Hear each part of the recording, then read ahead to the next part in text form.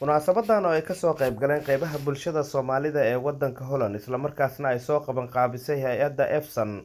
ayaa waxaa lagu sugootinayay wasiirka wasaaradda warfaafinta dowladda Soomaaliya Injineer Cabdiraxmaan Cismaan Yariisow oo toddobaadkan howlo shaqo u joogay wadanka Holland. Munaasabada ayaa ugu horeyn waxaa ka hadlay gudoomiyaha hay'adda EFSAN Dr. Cali Waare isagoona sheegay in jaaliyadda Soomaaliyeed ay isku duuban tahay wax badan ay u qabtaan dadkooda Soomaaliyeed. waxaanu tusaale u soo qaatay in ay aruuriyeen lacag gaarayso 60,000 oo dollarka Mareykanka taasoo ay ugu talagaleen abaarta ka dhacday wadanka Soomaaliya wuxuuna sheegay in lacagtaasi ay ku wareejiyeen guddiga abaaraha ee dalka Soomaaliya waan ka magacaabi karo oo maaragtay cusnaad doontay ka mid tahay abaarihii hadda ugu dambeeyay wadanka ka dhacay runtii dadka halkan fadhiya iyo dad kaloo naga maqan oo dadkii hormuudka u ahaa bulshada wadanka Holland jeebkooda gacanta geliyeen runtii lacagay soo aruuriyeen ilaa 60,000 oo dollar oo aan u dirnay guddiga abaaraha aad iyo aad ugu mahadsantihiin Sara Siyaad Naale iyo waliba Shukri Siciid oo munaasabada ka hadlaya waxa ay sheegeen waxaan soo arkay dad badan oo Soomaaliyeed runtii oo qabajooga oo waxbartay oo shaqo raadis ama gobolada xatageen ama xamar ay ka raadinayaan laakiin dadkaasi waxay misgareeyeen meel maaragtay focal point ah ay xariiraan marka maanta qofkii macnaha wax bartay ama masterate ha wato ama bachelor ha wato meel uu la xiriiro oo macnaha oo shaqadii toos u taga malaha waa inaad raadisaa ama qaraaba ama qof xildhibaan ama waa markaa runta aan intii marka waxaa fiicnaa lahayd si macnaha qofka niyadda loogu dhiso anoo kale haddaan hadda shaqo raadinayo ma garanayo meel oo toos laakiin wadankii wax waa u tiri lahaa marka waxaa fiicnaa lahayd meel focal point ah in macnaha looga furo muxuu ahaa Soomaaliya sida muxuu ahaa kale ama muxuu ahaa goboladoo kale ama dowlad goboleedada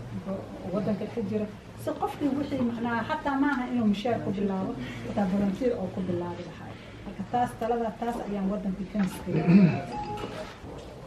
marka caqabadaha dhalinyarada mar baa lagu soo eedeeyaa dhibaatada ma haystaan ay la tahay waa dhalinyarada dadkii ugu badnaa oo maaragtay bulshada ugu badan iyagoo ah iyo iyagoo aan maaragtay jaanis helin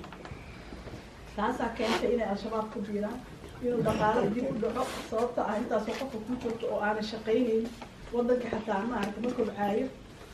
laakiin waxaan arkay bolisiga hadda dowladii hore iyo hadda idinka xataa youth bolisiga aad ku mashquulsantihiin waxaa jirta wadamadan hadda hore u mara dadkiina weliba madaxda artigood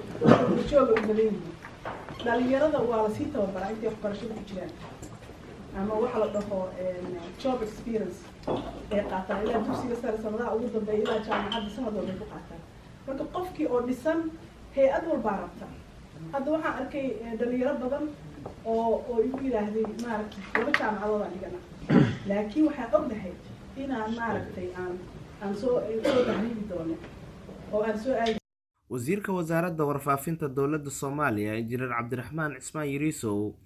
oo munaasabada khudbad dheer ka jeediyay ayaa waxa uu ka warbixiyay xaaladda wadanka Soomaaliya iminka uu marayo isagoona sheegay in isbedel la taaban karo wadanka uu ka dhacay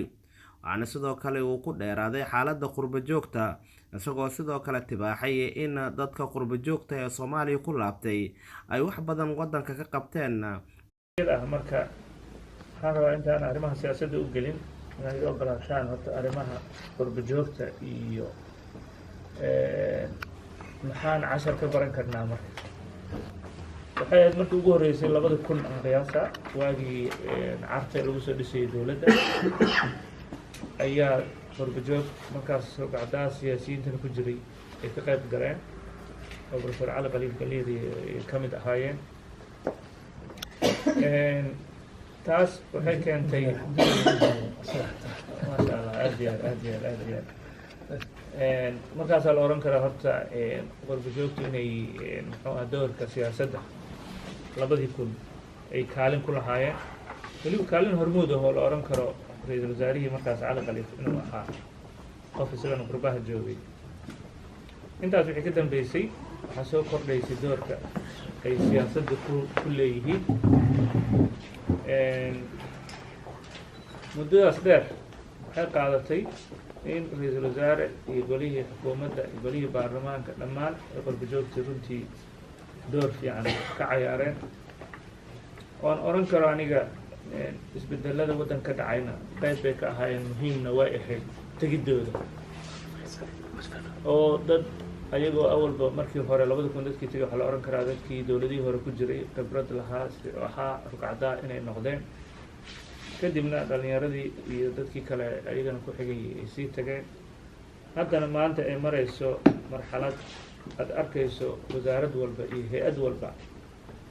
inay qurbo joog ku dhex jiraan oo ay level walba hadda ku jiraan awal level waxa la oran jiray siyaasadda kor un bay ka galaan ka bilaabaan laakiin hadda inay heer walba ay ka muuqdaan xitaa heer waxaa jira dad qurbo jooga oo tagaasi ku wada muxuu ahaa ama caasimadda ama gobollada kale dad ganacsi ku furan yahay dad maqaayado ka furtay marka waa dareemi munaasabadan lagu sagootinayay wasiir Cabdiraxmaan Yariisow ayaa waxaa goobjoog ka ahaa gudoomiye ku-xigeenkii hore ee gobolka Banaadir Imaan Nuur Eker Cabdullaahi Maxamed Xuseen Taajiro warbaahinta qaranka magaalada Amsterdam waddanka Holland.